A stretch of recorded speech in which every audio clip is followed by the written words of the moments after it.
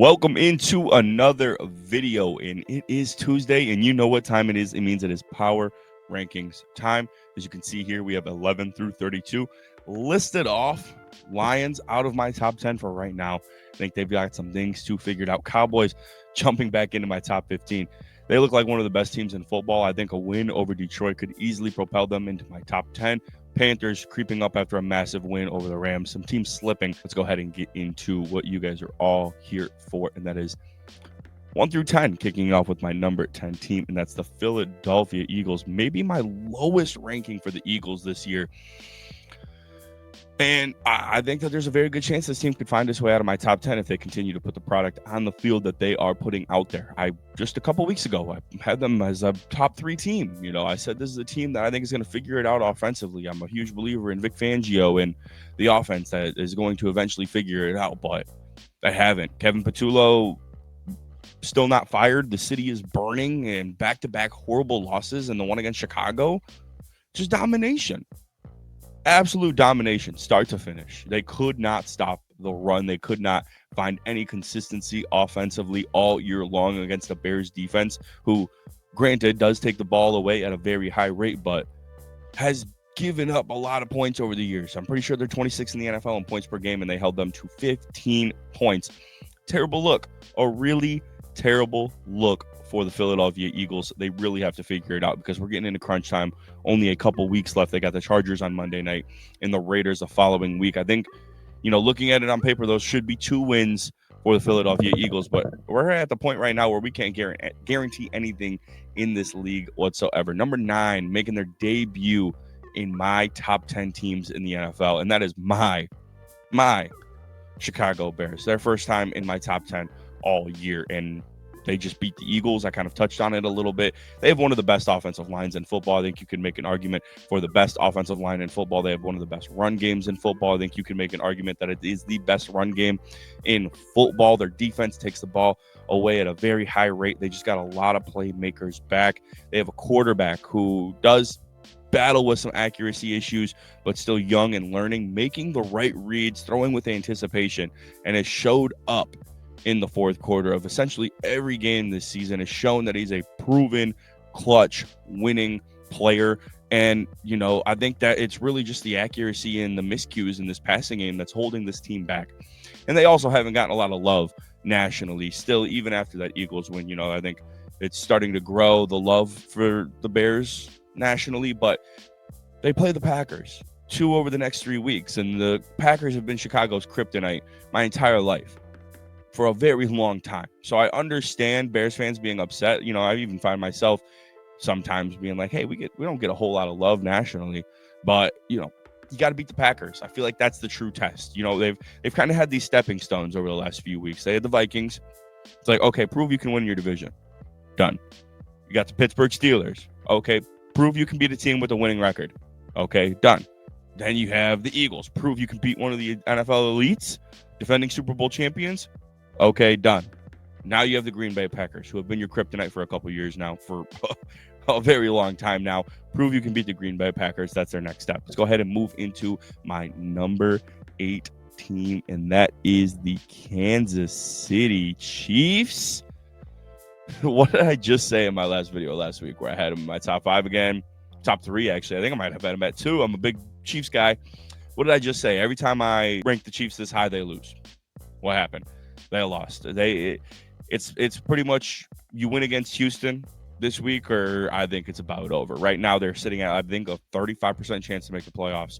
But you beat Houston, that boops up to 50%, and there's some winnable games on your schedule. I mean, there's talked about the Chiefs time and time again. If you want to know my real thoughts on them and why I still think they're, one of the best teams in the NFL and deserve to be talked about in a very high regard, it's all there for you guys. I don't need to keep repeating myself week after week after week, but it's starting to really go downhill with this team, and I'm worried. I'm hitting the panic button on this team. I mean, that was not necessarily a must-win game for Kansas City, but you're running thin ice right now, and you need to figure it out. Let's go ahead and move into my number 7 team.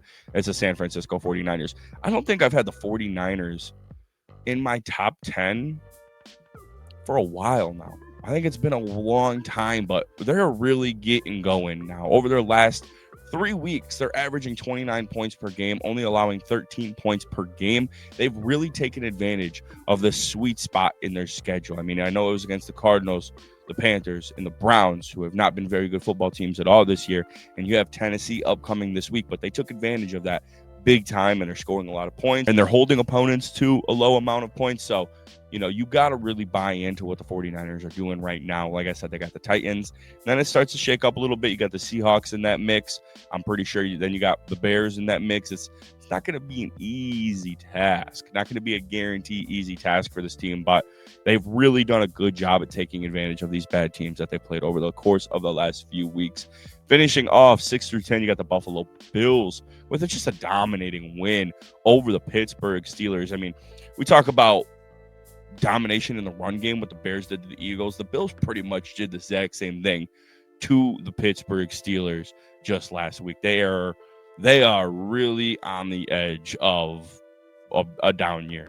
I mean, I think the wheels are kind of starting to fall off in this experiment. Mike Tomlin really might miss out on that record of 500 football. It's not great. And now the Bengals are getting themselves back into the mix.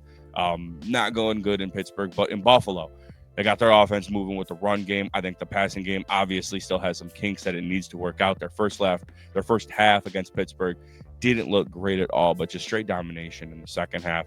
Their defense really kept Pittsburgh in check, which Pittsburgh's had a very, 50-50 offense all year long. Buffalo, they did a phenomenal job of keeping them in check. All right, let's go ahead and get into my 1 through 5. Kicking it off with my number 5 team. That's the Denver Broncos. By the hang of their nuts, man. By the hang of their nuts Sunday night against the Commanders. Whoo, Mariota. If he would have got that, oh my goodness, would have lit the world on fire. I don't know what it is with the Broncos, man. They're obviously 10-2 and they're winning these games, and their defense is still lights out. But that was one of the more poor performances we've seen from their defense this season. And Commanders should not be involved in that game in any way whatsoever. They've gotten stomped week after week after week after week.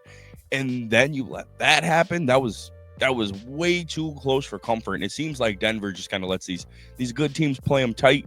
And then they always play these really good teams really good. And it's working. They're 10-2. But we just haven't seen enough consistently from Bo Nix quite yet. He does still have that bozo gene in him sometimes where he just makes some pretty horrible plays. But at the same time, he shows up.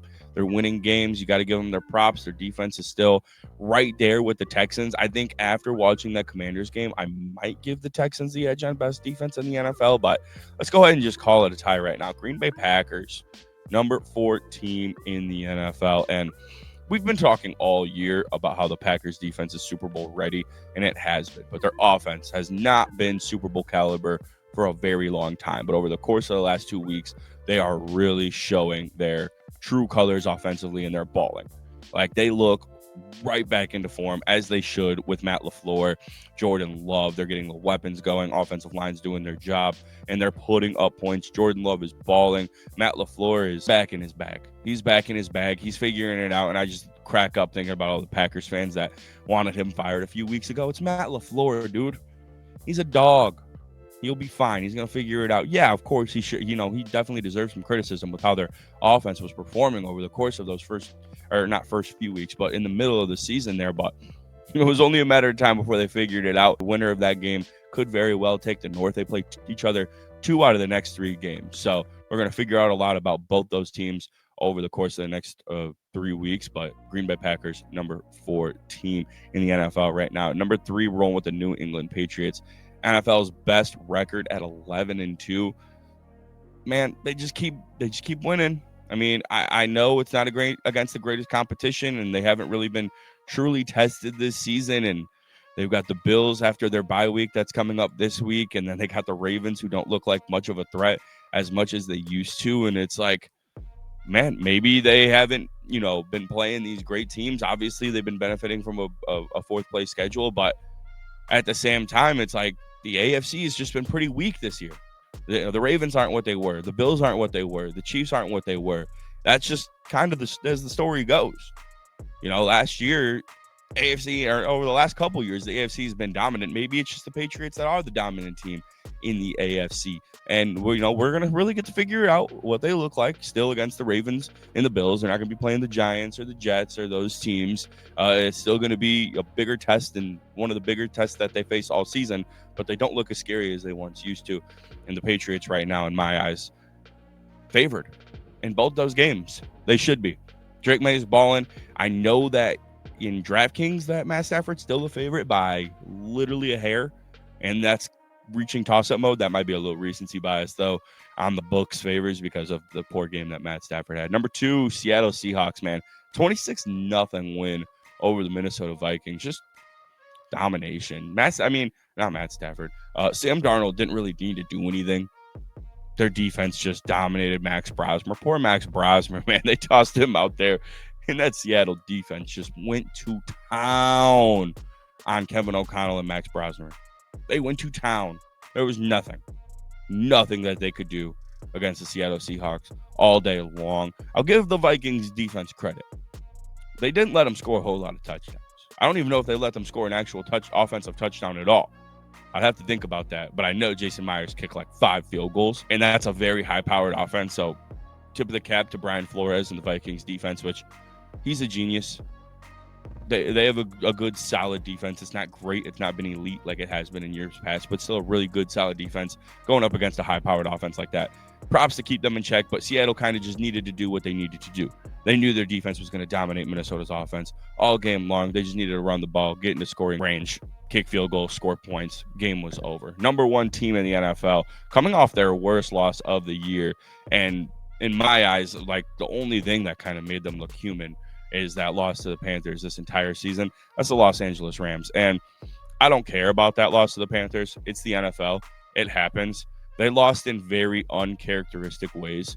Like, that is not something that you've seen from this team at all this year. Like I said, it makes them look human. But it's like, Michael Jordan getting his rock taken against the Orlando Magic in the 95 playoffs. You know what I'm saying? Like, that's how high I am on the Rams. Matt Stafford doesn't throw picks. He threw 2 in the red zone. Like, we don't see that. We haven't seen that all season long. I don't expect to be seeing that consistently moving forward. I just think that the Panthers made more plays than the Rams did, and the Rams just didn't have it that day. It's the NFL. Any given Sunday, anybody can win. I don't look very deep into that Rams loss over the Panthers in any way, shape, or form. Great win by the Panthers. I'm not taking anything away from what the Panthers did. That was the best they've looked all year. Bryce Young was balling. They were making plays down the field. Offense was moving. Defense was getting their takeaways. But it's just very uncharacteristic of the Rams, where their defense is getting beat like that, which has been a strong suit all year long, a dominant defense all year long. And then their MVP quarterback is turning the ball over in the red zone. Uncharacteristic. We just don't see that. But there you have it, folks. 1 through 32 with the Las Vegas Raiders in last place. Thank you guys so much for tuning into another video. Dynasty video just dropped earlier today. If you haven't checked that out, go check that out now. Comment down below what you guys think I should change. Who's too high? Who's too low? Who am I money on? Give me my grace as well, okay? Give me my grace as well. I'll talk to you guys soon. Peace.